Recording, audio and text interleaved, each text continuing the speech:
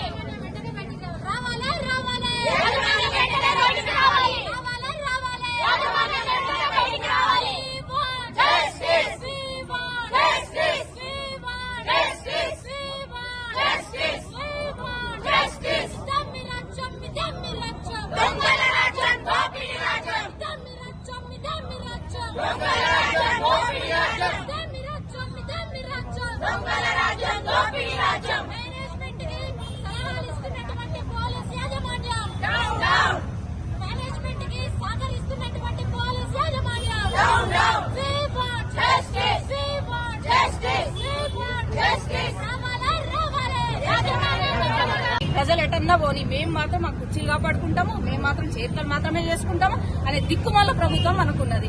ఇట్లాంటి సీఎం ఉంటే ఎంత, లేకపోతే ఆడబిడ్డలను కాపాడలేని రాష్ట్రము మనకు సీఎం ఉంటే ఎంత, లేకపోతే వెంటనే స్కూల్స్ పైన చర్యలు తీసుకోవాలి. ఒక ఎడ్యుకేషన్ మినిస్ట్రీ అనేది ఏర్పాటు చేయాలి. నీకు చేత కాకపోతే ఎవరికైనా మినిస్ట్రీ అప్పగించండి. ఎడ్యుకేషన్ మినిస్ట్రీ మీ దగ్గరనే ఉంటది, హోమ్ మినిస్ట్రీ మీ దగ్గరనే ఉంటది, సీఎం కుర్చీ మీ దగ్గరనే ఉంటాయి. ఎన్ని పోర్ట్ఫోలియోస్ మీ దగ్గర పెట్టుకుంటారు. అట్లీస్ట్ వేరే వాళ్ళకి నుంచి ఇస్తే అయిపోతుంది కదా. మహిళా మంత్రులు ఉన్నారు. అప్పుడు ప్రీవియస్ ప్రభుత్వం ఉన్నప్పుడు పెద్ద పెద్ద మాటలు మాట్లాడిన మహిళా మంత్రులు ఇప్పుడు ఎందుకు మాట్లాడతలేరు? పిల్లల గురించి ఇన్ని జరుగుతున్నప్పుడు ఎందుకు మాట్లాడతలేరు? బ్లైండ్ వికలాంగులను కూడా చూడకుండా వీళ్ళు ఇట్లా చేస్తున్నప్పటికీ కూడా కొంచెం కూడా దయ లేదు. ఇది వెంటనే రాష్ట్ర ప్రభుత్వము వీటిపైన చర్యలు తీసుకోవాలి. లేదంటే భారతీయ జనతా పార్టీ మహిళా మోర్చా ఊరుకునే క్వశ్చన్ లేదు. వీరు ఇలాగే చేస్తుంటే మీ పని కూడా మేమే మా చేతుల్లో తీసుకొని చేయాల్సిన అవసరం ఉంది. వెంటనే స్కూల్ యాజమాన్యం బయటికి రావాలి, దీనిపైన ఎక్స్ప్లెనేషన్ ఇవ్వాలి, దీనిపైన ఏం చేయాలో చర్యలు తీసుకోవాలి. దాన్ని కప్పిపుచ్చే ప్రయత్నం చేస్తే మాత్రం ఇక్కడ భారతీయ జనతా పార్టీ మార్నింగ్ నుంచి ఇస్తలేరు మేడం, ఎవరిని లోపల కూడా పంపిస్తలేరు. పోలీసులుగా ఇక్కడ కూర్చొని వస్తుంటే ఇంకా లోపల నుంచి ఎక్కడ పోనిస్తారండి? వాళ్ళకి మద్దతు ఇస్తున్నారు. సాయంత్రం రండి అని చెప్తున్నారు. మాకు సాయంత్రం రావడానికి మేమైనా ఫంక్షన్ కి వచ్చామా? వాళ్ళ పిల్లలకైతే తెలుస్తుంది. ఇక్కడ ఇంతమంది ఏడుస్తుంటే కాపాడే ప్రయత్నమే పోలీసులు చేస్తున్నారు. సీఎం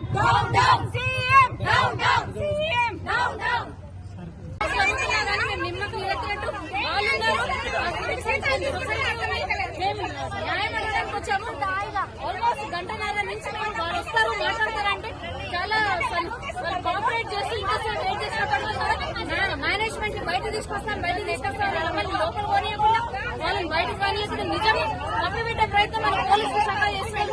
ఇదే చిత్తశుద్ధి మన పిల్లల్ని మన ఆడపిల్లల్ని కాపాడడానికి చేస్తుంటారు. మన రాష్ట్రంలో ఇట్లాంటి అన్యాయాలు అత్యాచారాలు జరుగుతున్నప్పటికీ కూడా వీళ్ళకి ఏం పట్టనట్టు హ్యాపీగా వాళ్ళు వాళ్ళ పనులు చేసుకుంటున్నారు. వెంటనే ప్రభుత్వం వచ్చి దీనిపైన ఆన్సర్ చేయాలి.